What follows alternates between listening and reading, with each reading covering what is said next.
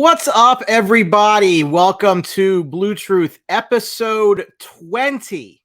Welcome one and all to the show. Wired up, fired up, ready to go. Brian Attard, it's the off season.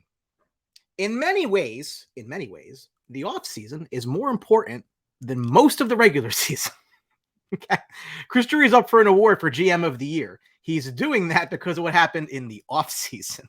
So lots of stuff to talk about. Business is about to pick up in Rangerland. We are a week away from the draft, free agency, a week after that. Frankie Bajada, what's up, my brother? How are you? Jonathan from Two Guys, One Cup, which is phenomenal. Check them out. Love those guys. Phenomenal content. Mike Faris, good to see you, brother.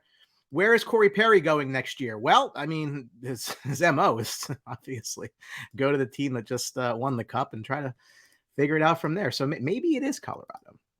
We shall see. But we'll kick off the show tonight, or drop the puck, if we're going to use a hockey analogy, with the most obvious bit of news, and that is that Igor Shesterkin has won the Vezina trophy for the best goalie in the NHL. And I know that everybody is just so surprised that Igor Shesterkin is your Vezina trophy winner for the best goaltender in the NHL. Basically, in other news, water is wet. It could not have been any more anticlimactic than him winning the Vezina. He deserved it. Very, very worthy of the accolade. It probably won't be his last one, I should say. But then again, I thought Henrik might get more than one too. Here's what I will say. I said this, those who remember, who, they weren't very nice to me when I said it, but I'm going to say it again. It's the same to me as when Adam Fox won the Norris, and great, wonderful. It's cool. They'll sell a lot of t-shirts and signed pucks and everything else. But at the end of the day, it's great for the player. It's not great for the team because it's just going to make the next contract cost more. Absolutely, positively, no question about it. When Adam Fox signed his extension, the fact that he had just won a Norris trophy, feather in his cap, it played into his side of the negotiations. He probably got a little more cash in a hard cap world as a result of that. So yes, Igor signed for 3 more years and he's worthy of the award. I'm not saying that whatsoever, but at the end of the day, I do feel when he goes to negotiate that next contract, he's going to say, hey guys, I want a Vezina. So can I get a little more money? And it's going to be a problem in my opinion. Ron Spacito, brother, how are you? Jonathan, he had a better trade deadline than offseason. That is true. I will give you the credit. That is 100% true. Tom from Review and Preview, check those guys out. Love that hat. Thank you. I try to rotate things so it doesn't get stale. I have so many shirts and jerseys. It's an illness, but we all share the same one, so it's okay. Igor has the contract. Yes, but the contract does end 3 years from now. So when he signed that 4-year deal, and I wished it was 5 or 6, didn't get what I wanted. James says 10 million. Well, we have a couple of those contracts now, so we'll see where that goes. Individual trophies bad, collective trophies good. Does it make you a commie? No, but it is for the greater good. So again, Igor Shesterkin, Vezina trophy winner. There's no surprise there. So before we get into the meat of tonight's show, just a couple of quick no's, because there's news going around. Number 1. The Athletic's Arthur Staple reports that the Rangers could look to trade forward Artemi Panarin. No, the Rangers are not going to be trading Artemi Panarin, and there's plenty of good reasons why that's not going to happen. First and foremost, you'll all remember that Artemi Panarin specifically chose to come to the New York Rangers during a rebuild because he wanted to play specifically for the New York Rangers. He's probably not going to be ultra super excited to want out now that the fruits of the rebuild are coming around. Now is the fun part where the team builds and grows. So he's probably going to want to stay around for that if he signed to come here originally when things were not as rosy. Secondly, he is making $11.6 million a year for each of the next 4 years. And in a flat salary cap era, flat-ish, it's up $1 million. That is a huge number for teams to bring on. If you look at cap space right now, about half the league, which again, rosters are not full, but only about half the league can even fit an $11 million contract. And of the teams that could fit it and field a roster around him, the only one you probably want to go to is Colorado, and they probably don't need him. They just won the Stanley Cup. So he's, again, not unlikely or not likely there. But, thirdly, he also has a no movement clause. So in the event that the Rangers said, we're going to trade you, they have to find a team that can take the money and that he wants to go to. So it's not going to happen. What I will say is this, to be pretty candid, the Rangers might be better off if they could move him, but they can't. He'll be 31 in October. Time's going to catch up to everyone. It is very likely that we've seen the best of Artemi Panarin that we're going to see in New York. He had 3 great years. Things tend to level off. Other teams know that too. So if you're a team out there, would you give 11.6 to Panarin for 4 years as a free agent? Okay. If you would you also give up assets to acquire him as well? It's not going to happen. It's just not going to happen. At the Rose up, brother, how are you? That's why the window of winning now is before the big contract, like the quarterback in football. 150% correct. Hank, brother, how are you? It's called BlueTruth, yet no blue. We get gray and red. Is that enough blue for you, Seth? It's okay. Listen, we change things up. We change things up. Well, on a lighter note, let's all remember that 3 years ago today, this tweet came out, which means that 3 years ago tomorrow, this didn't happen, as Artemi Panarin did not sign with the New York Islanders, because why the hell would he? Who the hell wants to come to New York and go play on Long Island? Smells like horse shit. Nobody goes. Well, you can play in Manhattan for the Rangers. So Frankie Borelli can eat a big pile. I love tweaking the Islanders. Second on our string of no's, former Rangers captain Ryan McDonagh of the Tampa Bay Lightning, they're looking to trade him now due to a salary cap crunch. And obviously, I know he went down there and won a couple of Stanley Cups. Good for him. However, no, the New York Rangers will not be reuniting with defenseman Ryan McDonagh for plenty of reasons. First and foremost, Ryan McDonagh is 33 years old. We have enough of these guys that are hitting 30. We'll talk about that. He has 4 years left at $6.75 million a year. That's not cheap, especially when the player's on the wrong side of 30, getting closer to 35. And the Rangers' problem is currently not their defense. Their defense is largely set for the foreseeable future. So just no. Just no, it's not going to happen. And I know Alec Hidell had commented, why do you go bring back Dubinsky? Where's Matt Zuccarello? And bring the band back together. I know he went down there. I know he won the 2 cups there, but I felt when that trade happened originally that the contract he was going to sign, which he's in right now, was going to end up being a disaster in the end. And I do think that it's looking like that. He's still an effective player, but he's not who he was. And time will catch up with him as well. So I think this is a good cautionary tale for what happens when you give guys big money into their mid and late 30s, which we've done a little of. Frankie, we're not getting into free agency just yet, but I do see your comment. Believe me, we have all summer. The shortest off seasons, I said last week, are the longest off seasons, and this is going to drag because we actually went far this year. Out of nowhere a little bit. But a brand new arena that you can spend $6 on to go and watch a regular season hockey game, which I could buy a Starbucks coffee, or I could go to an Islander game. Probably rather have the coffee. Kevin says, Panarin's success has been directly related to Strome most of his Ranger career. Strome was playing with injury for the last 6 months. No coincidence. They were both disappointing through the run. We will talk about that in just a moment. Frankie, if Panarin signed with the Islanders, he can smell the horse shit at Belmont. Oh, I love tweaking the Islanders. It's always so much fun. So again, it's tough because again, everybody's got the same flat cap. So it's not You got to find a team that he'll want to go to that will take on close to $7 million for 4 years for a guy who is 33. They're in a tough spot. That's what happens when you pay guys and pay guys and pay guys as the money starts to run out in a flat cap league. Coming up a week from tonight is the 2022 NHL Draft, but the Rangers don't have a first-round pick. As you can see, the draft order there of note: Devils at 2, Flyers at 5, Columbus at 6 and 12, Islanders at 13, the picks that are the teams in the division.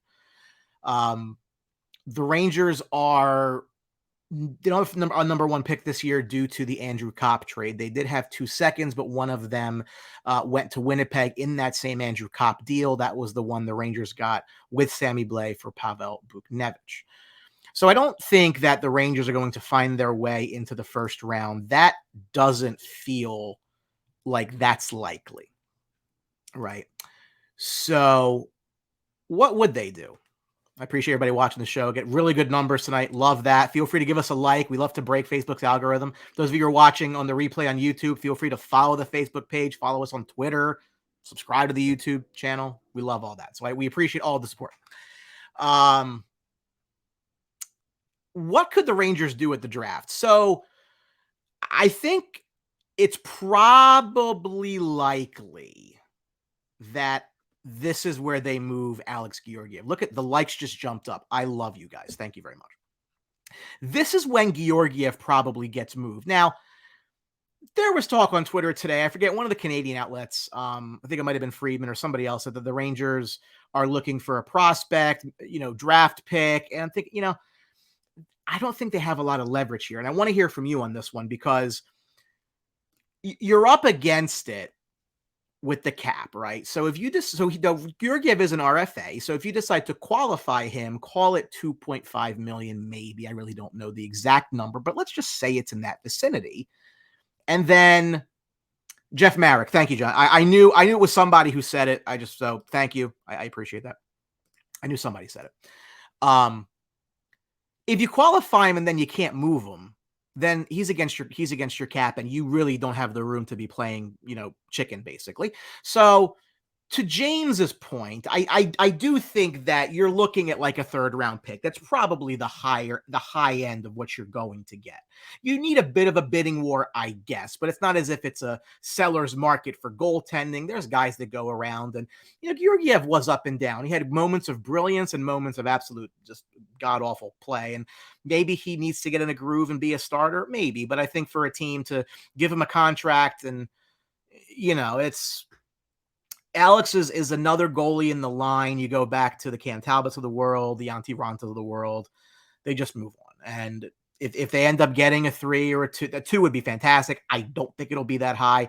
I don't think that the Rangers looking for a high pick and a prospect and a player. I don't foresee that. But don't forget that you'd have to also then pay that player. So I don't know. For me, I don't think so. Savior does say going to Edmonton. I do think Edmonton's going to be one of the teams that's going to be looking for a guy like Georgiev. They want to keep their money in goal low, easy get, doesn't really, not going to cost you a lot. And then it's not as if their prospect pool is pretty, they're fine. So it wouldn't surprise me if he does end up going to Edmonton. Frankie, how would the Rangers have matched up against the Avalanche? I think they would have done better than Tampa. To be honest with you, there were times in that series where I was like, you know what? Thank God it's not us, because this would have been depressing. But they were up 7-0 on Tampa Bay. Now, look, Tampa came back. I give them credit for that. Colorado's a machine too strong. And who knows when the Colorado, you want to be sick.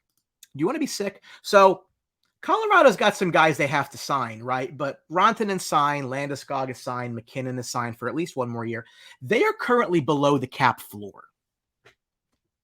Figure that out, right? So, unreal. I don't know what would have done better than Tampa Bay. The Rangers were just so beat up towards the end. I think that that's just the way that it happened, but. Again, it is what it is. But again, the draft's going to be very interesting. We'll be much more active on day 2 than day 1. Maybe the Rangers do something, but I wouldn't expect. It's going to be a very easy night for the Rangers fans watching the draft next week, because nothing's really going to happen. You're probably going to see the teams that we don't like screw some picks up, and that's great. We love that. We love to see the Flyers take Nolan Patrick over Heiskanen, Makar, and Pettersson. It's fine. So all good there. All good there. The great debate.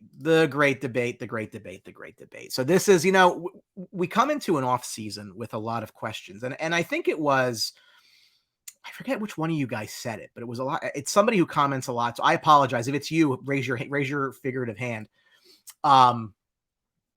This is key. This is so key, because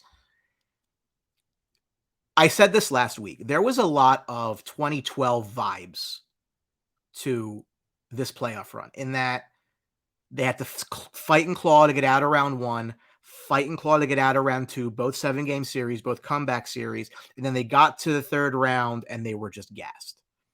And a lot of that repeated itself. They lost in 6 games, like they did to the Devils in 2012. So much of that, I just felt a lot of like deja vu from that way. And Jonathan could not be more correct. For this team to really make a true, I mean, look, they made a run, right? I'm not trying to discount what they did, but they didn't do very easily. Could have been out in first round very easily as well. They need to find a way to close teams out, and they've not been good at closing teams out in less than 7 games, going back to coming out of the lockout, right? I mean, you go back to 12, and even the Rangers runs, I mean, they took the Flyers to 7, they took Pittsburgh to 7, Montreal to 6 that year, and then the Kings beat them in 5. There aren't that many series that the Rangers have closed out other than 7 games. And that's, they got to figure that out. There's no way around that. That's something that, they're not going to sneak up on anybody next year. So we'll see there. But I agree entirely on that. So the debate we're having now, the questions that we have in this offseason are very much the same questions we had last offseason, because there is still a hole on the second line at the center position.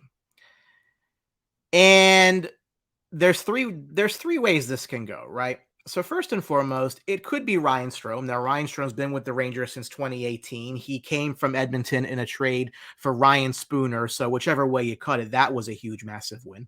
He set a career high in goals this year with 21. His previous high was 19. He turns 29 early next month. The concern here for Strome is, now, I think of the options, he might come in the cheapest in cost of contract, because I think he does want to be here. He was a bit of a journeyman before he came to the Rangers. A very high pick of the Islanders, 5th overall. But had Mika's Zibanejad, if my memory serves me right. And, he ended up in Edmonton, and then, ended up with the Rangers, which felt like a dump by Edmonton for just a guy like Spooner. But the question is, and one of you brought it up in the comments. I got to go back to what it was.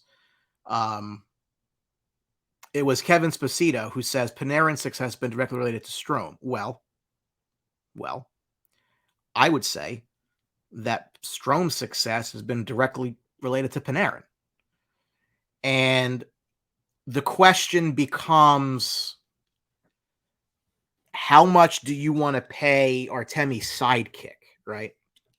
Because Artemi's now signed for 4 more years.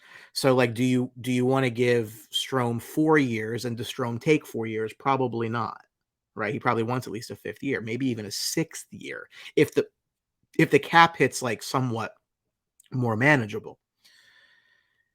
And then again, can you fill that spot with a better player for the same money, a cheaper player for a cheaper contract for the same kind of talent level?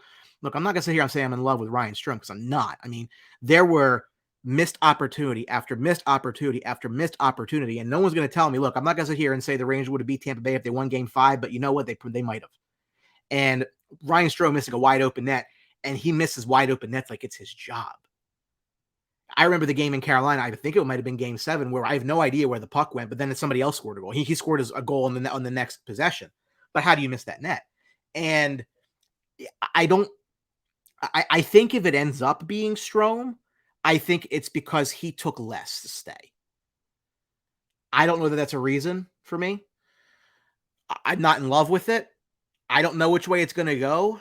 We'll find out probably in the next 2 weeks, probably before free agency starts, would be my suspicion. So by July 13th, you should know.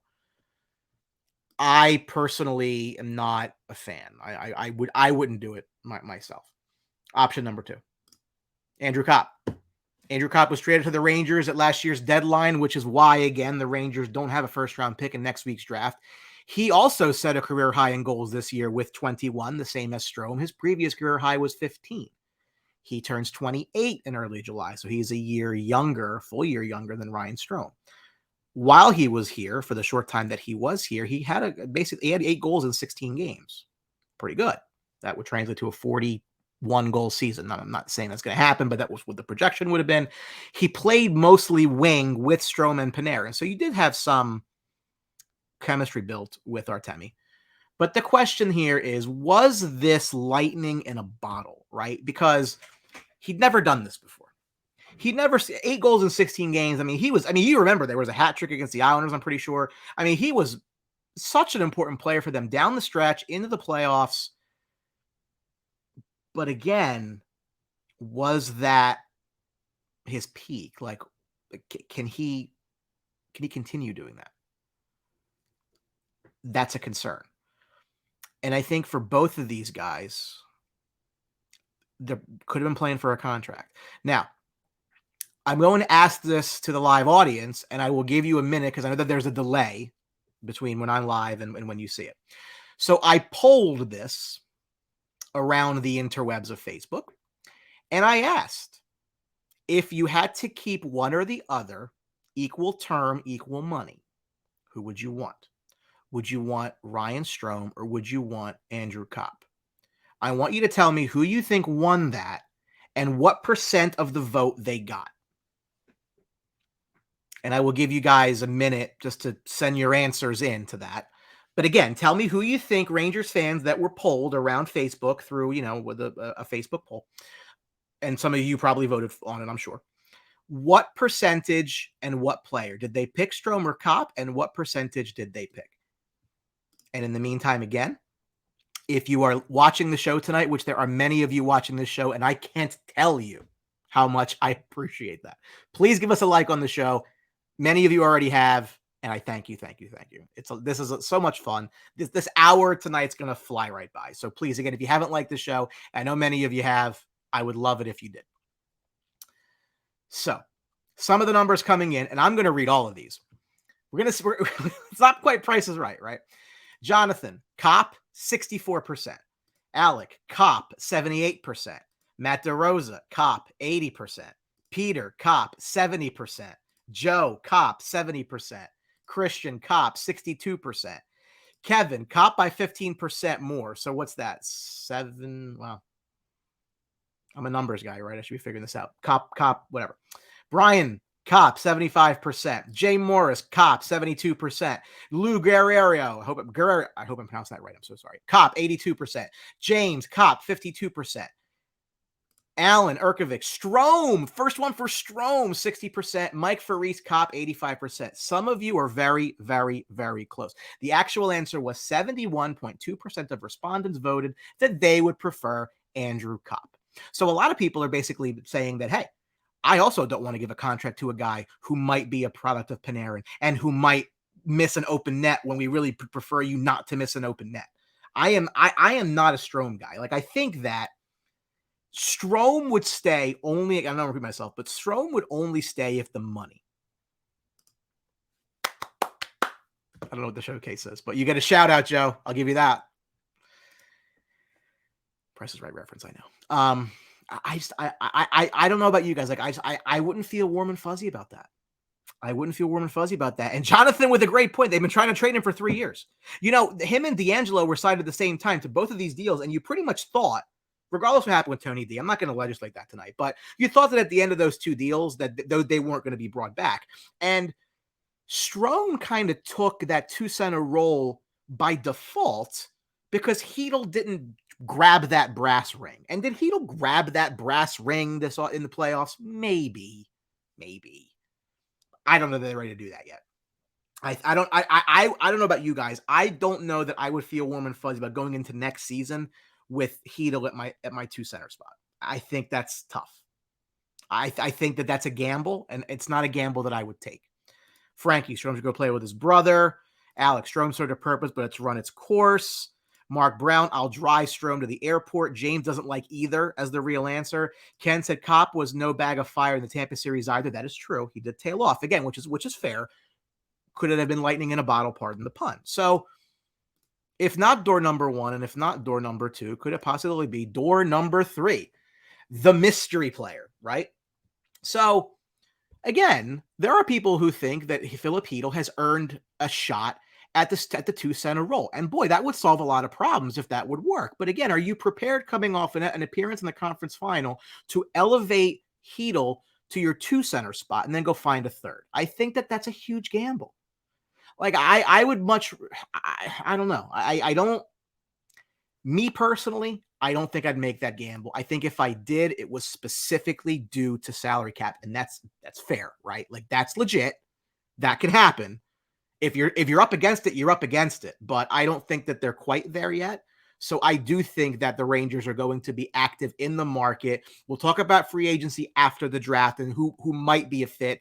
Who knows what contracts happen between now and then. But the story out of Canada, RDS in Canada says that the New York Rangers have been linked to Winnipeg Jets center Pierre-Luc Dubois.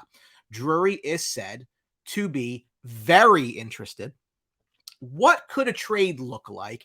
And is this the reincarnation of the summer of Jack Eichel, which we all went through? We went back and forth all summer long, most of the season. Were they trading for Eichel? Weren't they trading for Eichel? Pro, con, and never materialized. And maybe that's because Drury kind of used the potential of an Eichel trade to get Mika to sign. I'm not saying that didn't happen. Very possible. I am on record saying I would have traded for Jack Eichel. I don't care about the injury. And as you can see, he's back and playing. For the people that thought he was going to, break his neck and never play again, well, that has not materialized. So, again, Mike Freese not want to gamble with Chytil. I agree. Kevin says he takes another leap to not a Stanley Cup contender with Chytil at the 2. He could grow into it, but not now. I agree. So then the question becomes, what does a trade look like? So again, stat line for Dubois. Turned 24 last week, 3rd overall pick in the 16 draft by Columbus. You'll remember he was the guy in the famous video from Columbus that Tortorella was yelling at, which we know Tortorella likes to yell. So that's not a surprise. We know that very well as Ranger fans. But he ended up getting traded to Winnipeg for Patrick Laine and Jack Roslovic. He is an RFA, so he would need a contract. His career high was 28 goals. That was last year. He did play with Panarin quite a bit when they were both in Columbus. You would have to assume, that he would cost about the same, in my opinion. I think that if you went Strome or Copp or Dubois, I think you're in the ballpark of $6 million a year. Remember that you'd be buying out some RFA years from Dubois. So that's kind of where I think it would go. The concern obviously is that he may want to go play in Montreal. He might want to test free agency. I don't think the Rangers can make this deal without knowing the contract is there. So that's a concern, right? And then it's what's a trade look like? And Jonathan brings it up. He said it would probably have to consist of one of Kakko, Chytil, or Schneider plus a first-round pick. Now, what I will tell you is, let me hear from you guys. What do you think about that? Is that too much? Is anybody on that list that you feel like if which of those deals wouldn't you do? Would you or would you not do Kakko in a 1? Would you or would you not do Chytil in a 1? Would you or would you not do Schneider in a 1? Because remember that you also have to pay Kakko now. Now, what I will say is Kakko hasn't lit the world on fire, which is okay. It's fine. That means his contract shouldn't be too astronomical. Would you be potentially selling high on Filip Chytil? Somebody can make that case. I think you can make that case. I don't necessarily agree. I mean, I think he has talent. He would have been a higher pick in the next draft than he was, where the Rangers got him at 21, which made up for Lias at 7. But he's also at the Rangers' weakest position organizationally, which is center. Braden Schneider, I mean, look, I was not a fan of the draft pick because I felt you needed centers. Kids played well. Kid did not look out of place, 20 years old, and you need cheap talent. So, look, I think that Nils Lundqvist is probably not going to play here. So I think that he could easily be used in a deal. I don't know. Some of the comments coming in. Kevin says, Kraftslav, Lundqvist on a 1, get it done. Now is that too much? I don't know. Ken says Kakko can go bye-bye. Jay says too much, just sign Copp. Peter said no, no, and no. So he doesn't want to do any of that. Rangers very deep at wing. We're going to talk about that next. And they need to deal from their position of strength. And oddly enough, as you went through the year, there was questions about your depth at right wing and everything else. And like, what do you do? Now it's a position of strength. Mark Brown says Dubois is a 2-year rental. We already said so. I won't do any of those on a 1. Yes, but to be fair, Mark, he said that to Winnipeg. Would you want to play in Winnipeg? No, it's depressing. It snows a lot. So I think that if he's in New York City, that tone may change. But where I will agree with you is the Rangers would need some sort of guarantee, ink on paper. Winnipeg signs a deal, like a sign and trade almost. Like they would need to know they got him locked up. Longer term, 5-6 years. Like I think that you have to do that if you're trading your premier tradable pieces. Steven, what's up, brother? Not trading Schneider. I hear you on that. Alec, I would do Kakko in a first. Wing's not as valuable as centers. We have wing depth of the organization. Centers are a black hole. We are cut from the same cloth there, man. We've talked about this. Like, it is not the Rangers' fault that when they got the 1 and 2 picks, they were wingers. They were the most obvious picks in both drafts. So it doesn't matter. I mean, they were the right picks, right? But they weren't centers. So you've allowed yourself to have that organizational hole. You got to figure that out. Joe Rags. I love seeing all the new names, guys. Thank you so much. I can't tell you how much I love talking Rangers hockey with you. I hope you will continue to, be a part of the show moving forward. Joe says too many wingers, time to move Kakko for Dubois. Again, that's the name. That's the name that you hear. Ken says save Kakko's money and bring back Vetrano. Now that's interesting because I think Vetrano would cost you more than Kakko would because Vetrano is actually an unrestricted free agent. You're buying up those later years. Xavier says Hedel, Jones, and a pick contingent on long term. That's got legs. Although Zach Jones we'll talk about in a second. Tim Martin says had to keep Kakko, too young and too talented. I hear that, but you have to give to get. Dubois is not an old man by any stretch. He's just turned 24. Alan, PLD wants to play in Montreal. Yes, he does, but a lot of money and the glamour and glitz of Broadway might be enough to sway that. Again, what he says to Winnipeg may not be what he says to New York. And I think that you have to flesh that out, right? Let's keep drafting wingers. Yeah. Peter, he's a 43% faceoff guy. Now, I didn't know that. That's concerning because nobody wins a faceoff. We know this. And Mark said he said it to the NHL. He was going to Montreal when he was in Columbus. Again, I just things change when you're talking about New York. New York's a destination. These cities are not destinations. In many ways, they're feeders for the bigger teams in the league. So again, nothing may or may not happen. The Jets don't want to give him away, obviously. And I don't think this is Eichel 2.0 in that I don't think that it is feigned interest. I think there's legit interest here. This is the kind of player that you need to be going after.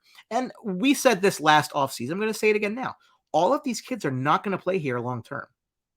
I have serious concerns about next offseason when Lafreniere needs a deal and Keandre Miller needs a deal. I don't know where you're going to find this money. Again, you signed big ticket items when the cap was rising, and then the cap stopped rising. It is what it is, but it's reality, and you got to figure that out. And if you think all this talk of, would somebody offer sheet Kakko? Somebody would offer sheet Alexis Lafreniere. Somebody would offer sheet Keandre Miller, who had a stellar second half of the season in playoffs. So you really got to figure that out. I don't think it's Jack Eichel 2.0. I think there's actual interest here. So we'll see. I don't know. If you asked me, I think they don't get Dubois. I think they probably sign one of Strome or Copp, and then they figure it out. I don't think they're too keen to move on from Kakko. I think the interest in Dubois is price contingent. Like they're not going to blow up. They're not going to blow up their roster because they're just not going to do that. You just went to the conference final. Whether you deserve to be there or not, you got there.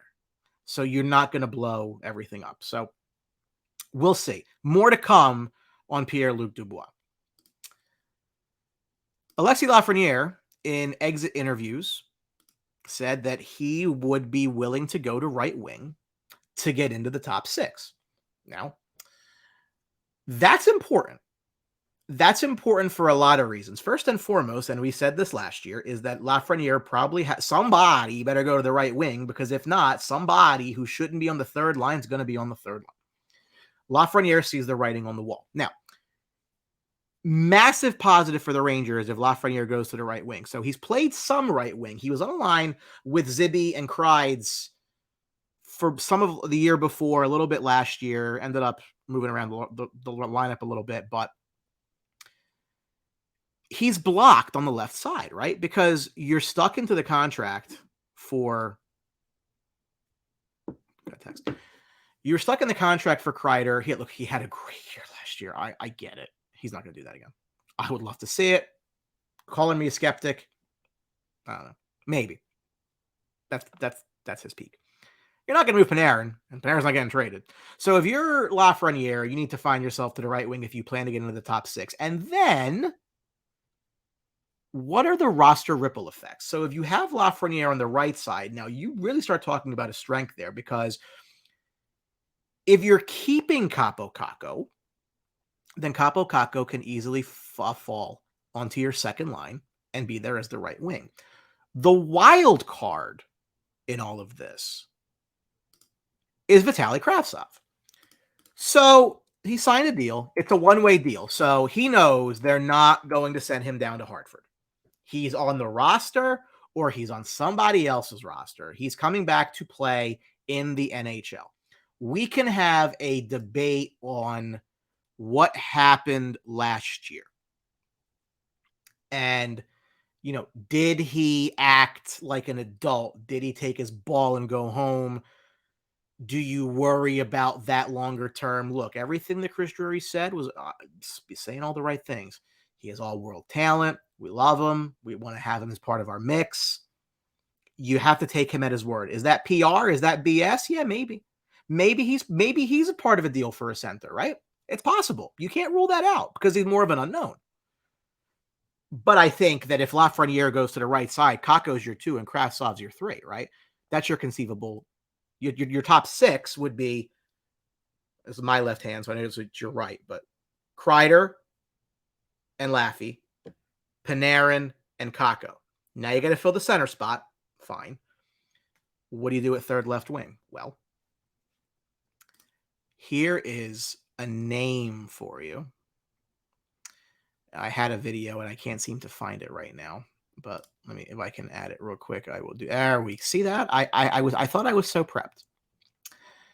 So the other name, which I think probably is a good bet to fill and be the third line left wing, is former first round pick Brennan Othmann. Brennan Othmann tore up the OHL last year. Goal scoring. I mean, this guy was unbelievable in the OHL last year.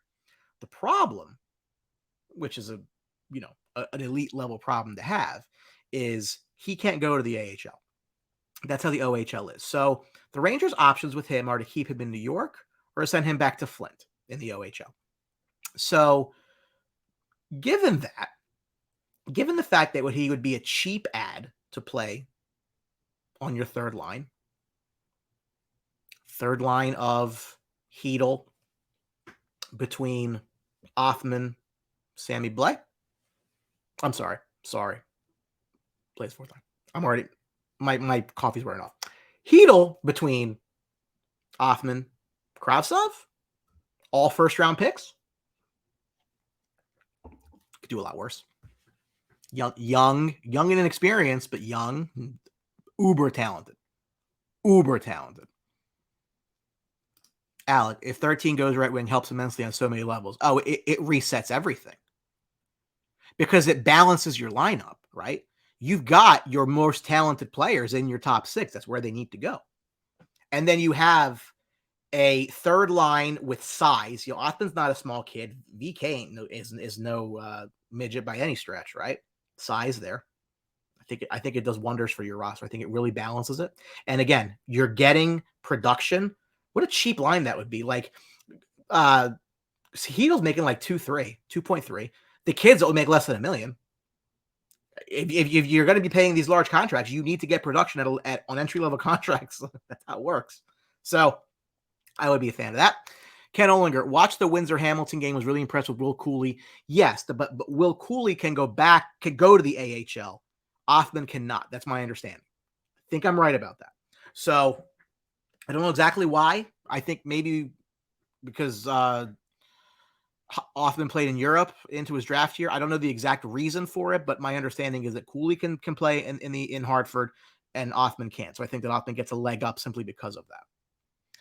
Tim Martin, I love seeing all these new names, guys. I really appreciate this. When we were 2 wins away from the finals, young guys gain valuable experience and a chance to prove themselves. Yep. And you can keep bringing inexpensive youth. It only helps you. It only helps you. Ken, need to give Kravtsov a shot. I can't agree more. Kid's too talented. We passed on all the centers for this guy. I guess it worked out well. We'll see. It worked out. A lot of guys, Matthew. A lot of guys tore up the OHL. They get to the NHL and they stink. So we'll see. We'll see. Not against it, but let's see. Joe Rags, Will Cooley, again, he can go to the minors and Othman can't. No defense.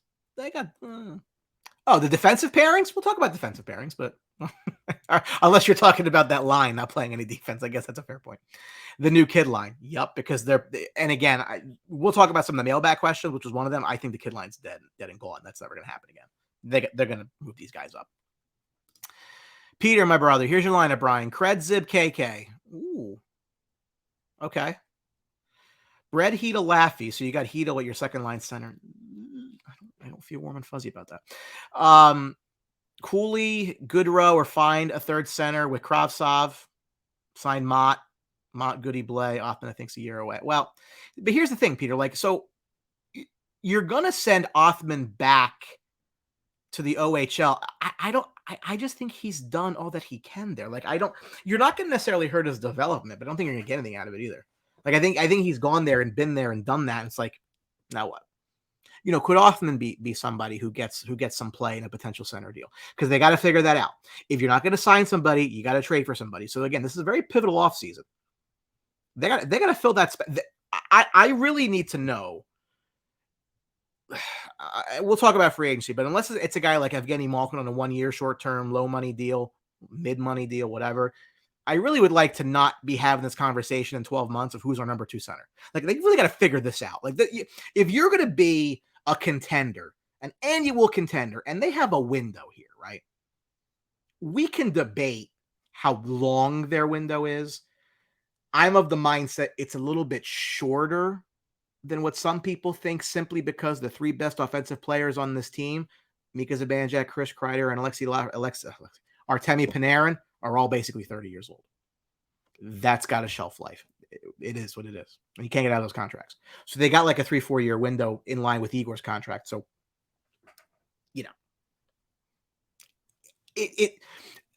it's not going to kill me or kill them if they get aggressive here and use their pieces that they've drafted to help the team best positioned to win right now.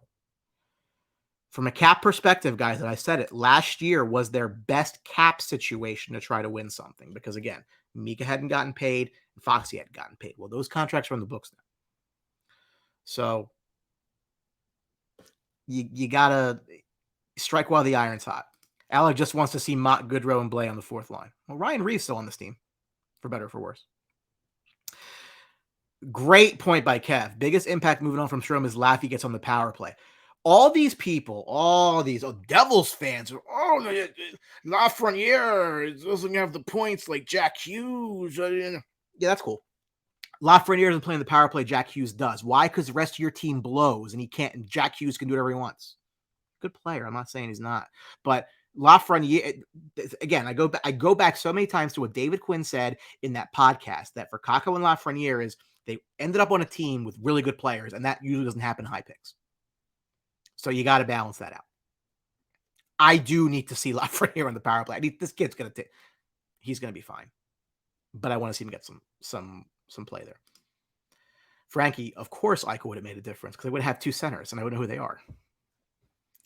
They could find a way to keep some money too. Again, now I know, look, if Eichel's here at $10 million, we have bigger problems, but I would have found a way. I don't know.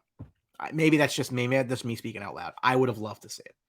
I would have loved to see it. Lou, crazy thought. All right, bro. I love it. Let me know your thoughts. How about do that trade with Winnipeg and then flip Dubois to Montreal, add Copp? Well, I don't think Montreal would move Cole Caulfield for anything right now. Honestly, that kid's good. He was criminally underdrafted. Flyers were so stupid. Cam York. Both centers finished around the same point. I would upgrade it right wing. I think that maybe crazy. I don't think that happens. I don't think you can do a 3-team deal with this. Like, I think if Dubois wants to go to Montreal, the Jets just figure that out. Because I have too many variables, bud. It is a little crazy. I like where you're going with it. I like the aggressiveness of it. I don't think it's feasible. Claude Giroux. Well, Claude Giroux didn't want to get traded here, right? So if you go back to the deadline, he wanted to go to Florida. Good call. You could have gone to Colorado, moron. Bad judgment, but he's been a winger mostly.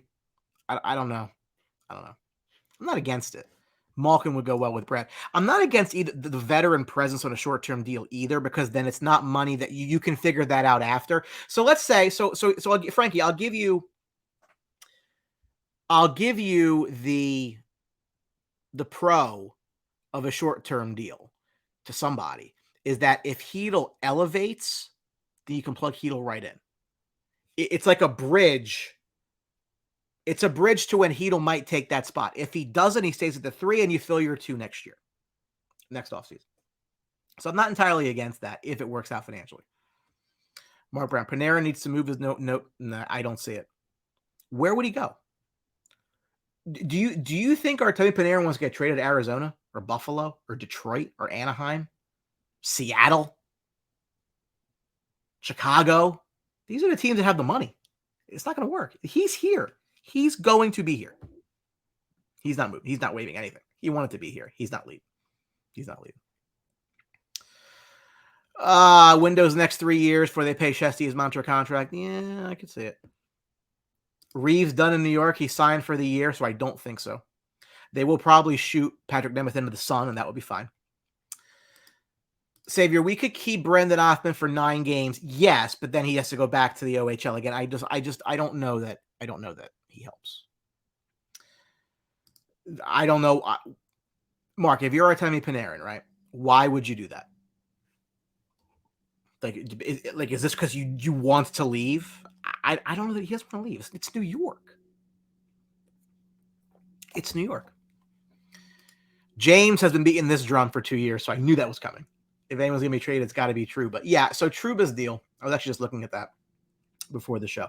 So Trouba's deal is currently a no movement clause, but it does become a modified no trade clause after 23-24. I don't think he finishes that contract here. Nope. That's going to be the one that will move at some point, but you're 2 full seasons away from that, in my opinion. I don't think it happens before that. Kevin, how do they free up cap space? Nemeth's gone. What else can they do? That's it. That's all they can do. It literally is all they can do. So you'll get a backup somewhere. It won't cost you money. So you're not going to pay, obviously, anything to Georgiev. Their cap right now, they have $11 million against their cap. Now, what I will tell you is this is the final year, and this is music to James' ears. Currently, this is the final year of the buyouts. So the 1.4 to Shattenkirk, the 1.1, who they're still up against Dan Girardi, and the 83 to Tony D comes off the books for next year. So that's helpful. So you're going to get 3.4 cleared out if after this season, but you got to get there. That'll be very valuable money when you need to pay Lafreniere and Miller. So that's a good thing, but it's still there. Frank says make Kincaid the backup. They could do that. They might do that. I think they're going to be in the market, though, looking around. James says a Nemeth buyout. I think they're trading him with a sweetener. I think the cap space means too much to them. They don't need the pick. So, and we'll talk about that. We'll see what happens between now and next week. Don't be surprised if Patrick Nemeth isn't moved at the draft with a pick for nothing, a la Shane Gostisbehere. Give up a second round pick, whatever. I'm not gonna. Their system's fine. Like, these kids are all gonna play here. Give them a prospect. Give them, I don't know, somebody. Get rid of him. Pay up. Pay the bribe to get out of the contract. Bring up Zach Jones. I think that's his spot. It's his spot to lose. We'll talk about that over the rest of the offseason because we have a lot to talk about over the rest of the offseason. Mark Brown says Charlie Lindgren as a backup at $900K. Wouldn't hate it. And Frankie's right. We don't need an expensive backup goaltender. Frankie, we're going to get into trade talk after the draft. We'll talk a lot more because we have a long summer. It's a short summer, but a long summer before the preseason kicks off, which I did release a schedule for. So, a couple minutes left in the show. Your burning questions. I asked everyone to send me what their burning questions were. And a lot of these are things that we've talked about tonight. So it might be a little bit of a rehash, but I think it's important. John Steffen said the biggest need is a physical two-way center to play with Panarin. As we saw in the playoffs, you can't have a soft center with Panarin. Well, not saying that you're wrong about that, John. If you're watching, thank you for the comment. But I think they just need a real number two. I don't think that Ryan Strome was the number two center. I don't think so. Lou, I see your comment. It's coming. It's coming. Savior, our biggest need is second line center. Absolutely. That can mesh and score with Panarin and win some faceoffs. Is that Dubois? Some of that is. Checks a couple boxes off. Not all of them. Checks a couple off, though.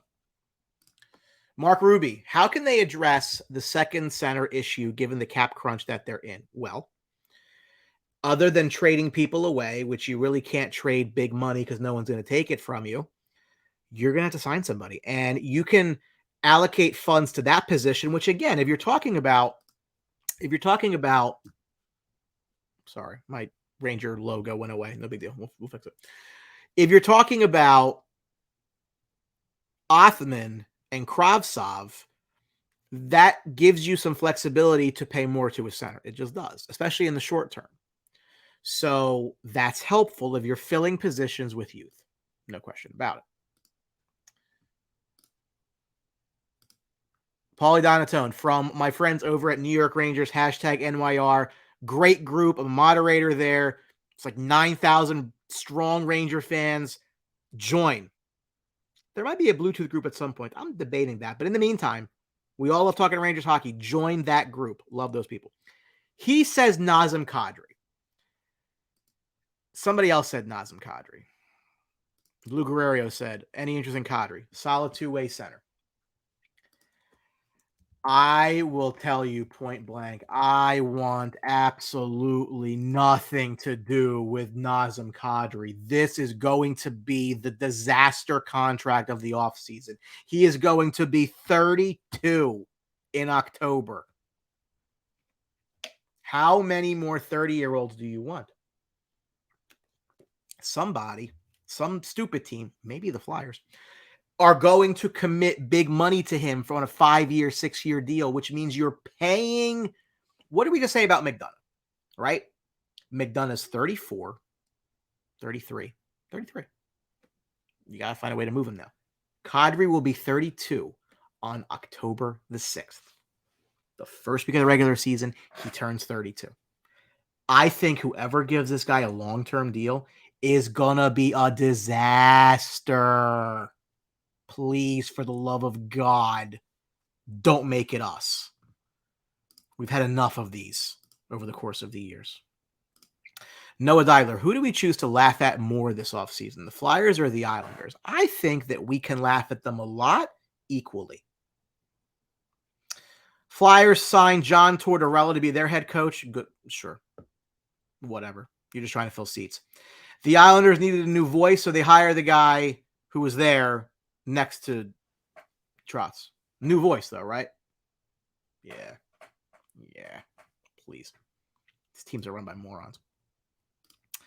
Kimberly Ann, how can they keep the core together at a top face-off guy? Who will be the backup goalie next season? So before I say who the backup's going to be, I need them to get rid of Georgiev first because I don't want them to qualify him and get stuck with him.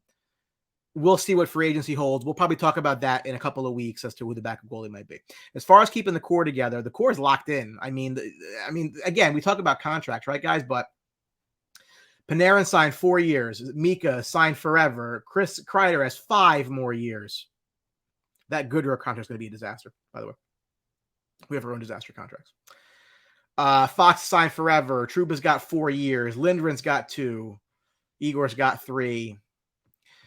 They can get a top face. They can get a look, that's the question, right? That's what's going to define this offseason is who is your number 2 center on opening night. Because you made it through this year with Ryan Strome. You added some guys at the deadline because you had some flexibility with the cap. You don't have it anymore. That is the most important thing facing this team for the next couple of months is fill that 2 center role. Jay Vigiletti, will Drury really entertain signing Strome over Copp? Yeah, if it's cheaper. Sure. Would he take a run at Johnny Gaudreau? No. Trocheck? Maybe. We'll talk about that. It's definitely not going to be Johnny Gaudreau. So the Flyers are trying to move some money out with JVR, and I think that they're going to be aggressive because they're stupid, because they stink, and they're 2 to 3 years away from being 2 to 3 years away. And they're going to do something dumb, which I'm here for. They're probably going to offer him $10 million a year. South Jersey kid, just not too far from where I am. Not for me. John Greenblatt, we need better net front presence. Playoffs expose our inability to get chippy goals. Can we fix that with the players that we have? Well, I think that's the next iteration. That's what Kreider's molded into. Kreider has molded into that net front guy, especially on the power play. So, I would not go overpay some of these guys. I mean, again, I think that Barclay Goodrow's contract is just abysmal. It's just abysmal. I can't see it. They did fire Trotz. So they fired Trotz to get a new voice, Frankie, but the new voice was the old voice sitting next to the voice. This was just dumb. Kevin said Flyers Kadri would be great. Think of the money they would have to tie it up between Kadri and Hayes. Don't forget Sean Couturier. Yo, if you ever want to feel better about the Rangers cap situation, go look at the Flyers. It is a disaster, which is great. I live down here. It's wonderful. Mark Brown saying JT Miller for the Devils with a 2. Are they that stupid? They're stupid, but they're not that stupid. Oh, God. That would be hysterical, but no, I don't see it. Frank, they need to keep the kid line together at all costs. I think that's dead. Because Lafreniere is going to the right wing. Number 1 reason it's dead. Number 2 reason it's dead is because they want to move Kakko up to the second line, and he won't be there. So the kid line is going to have Lafreniere on right wing 1, Kakko on right wing 2, and Heedle probably still in his center spot to create a new kid line, maybe between Brennan Othman and Vitaly Kravtsov. We love our first round picks. Anthony, NHL salary cap is a disgrace compared to the NFL. Well, they make more money than the NHL does, and I do think that once we get out of this paying back the debt from COVID, it'll get better. Kevin, is Capo's injury history playing a decision to trade? Kid hasn't been able to stay on the ice. Well, see, this is the thing too. I don't think his value is at an all-time high right now, to say the least. So I'm not in a rush to trade him. I think you can sign him here long-term and cheap if you do it. We'll see. Bo Horvat. What's Horvat's deal? All right, Lou. I'll look. I got the cap right here. Vancouver, Bo Horvat. So he's got 1 more year. He's got 1 more year at 5.5. I wouldn't be opposed to that. But I think that you're just like kicking the can down the road another year, because Bo Horvat becomes the new Ryan Strome / Andrew Copp, like that 27, 28-year-old guy who you had signed for 1 year and then whatever. Again, I'm not opposed to that, because that would play the same as a 1-year Giroux or Malkin deal, where if Hedl can elevate into that next contract, maybe he earns the role. But I don't think there's any way you can go into the season with Hedl at 2 center. I think that would be a disaster. So thank you all tonight. These was the most likes I've seen in a live show and the most viewers I've seen on a live show. We were over 40 at one point. I love that. Thank you very much. I also want to share with you some very good news. The BlueTruth page on Facebook broke 1,000 followers this past week. To get it actually technical, it broke 1,100, but we broke through 1,000. So love that. I love all of you. Let's continue this wonderful conversation ongoing about our beloved New York Rangers. If you're watching the show tonight, go ahead, hit that like button. Facebook will then promote us to more and more people. We can get more and more people to watch the show, and we always, always, always love that. Mike Faris, great job. Michael, thank you, brother. I hope to see you again at the Garden a couple of games next year. I'm sure I'll be there. What else am I going to do with my free time? Ken, great show. Thank you. Peter, good job. Thank you. Alec, my burning question has to do with the Flames. I see what you did there. The Sports Box. This Sports Box is the network that powers BlueTruth. It's my main project, but this is my side love project. So the Sports Box NHL Round 1 Draft Show will be live streaming next Thursday night at 7 p.m. at Sports Box Show on Facebook and Twitter. There will be a Flyers fan and a Penguins fan and a Lightning fan, and you can come spread the good news of why their teams all stink. Maybe not Tampa, but it'll be fun. We have no pick. It's a stress-free night for us. Maybe the Rangers do something crazy. We'll find out. Remains to be seen. But we will be live next Thursday night on the Sports Box. I'll probably try to actually simulcast it to BlueTruth for you guys to watch as well. But at Sports Box Show is our main network. There's over 21,000 followers to that. Pretty proud of that. So make sure if you want just general sports content, you can definitely check that page out.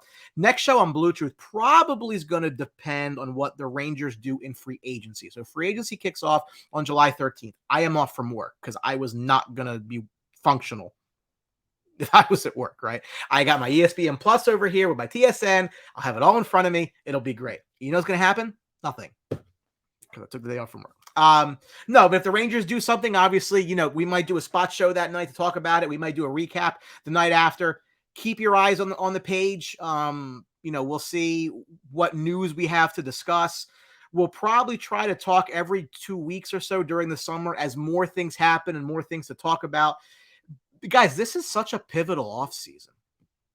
Alec, I will do that. I will, if nothing else, I'll make sure that there's a reminder on the BlueTruth page that we're live on the Sports Box. It's at Sports Box Show on Facebook. It's easy to find.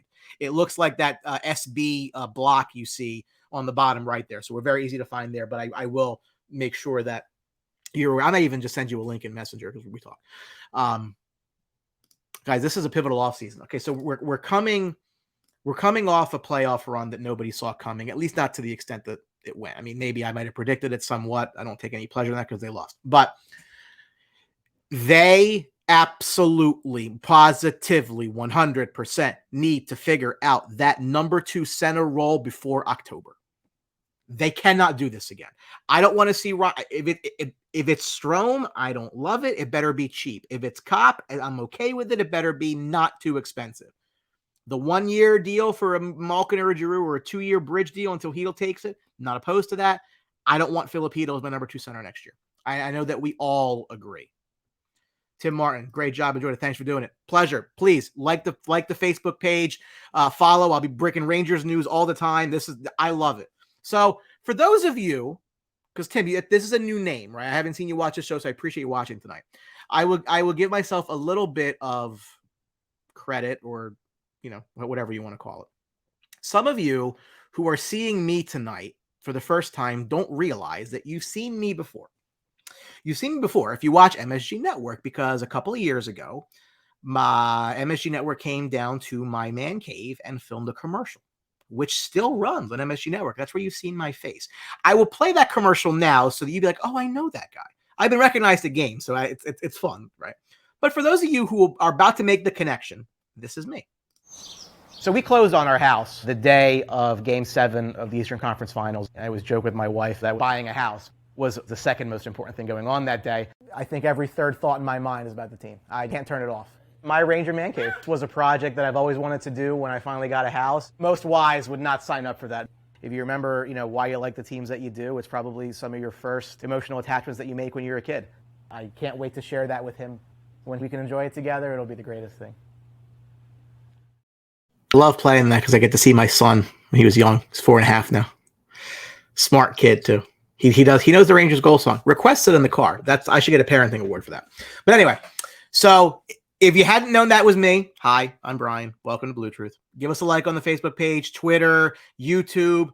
I'm debating doing a Facebook group. I know everybody has a Facebook group, and I'm in so many Facebook groups with other guys who do wonderful, wonderful Rangers content. Listen, Blue Shirt Underground with Jim and Eddie. I love those guys. I can't say enough high about those guys. They're phenomenal. Check them out. 2 Guys, 1 Cup with Sean and Jonathan are amazing.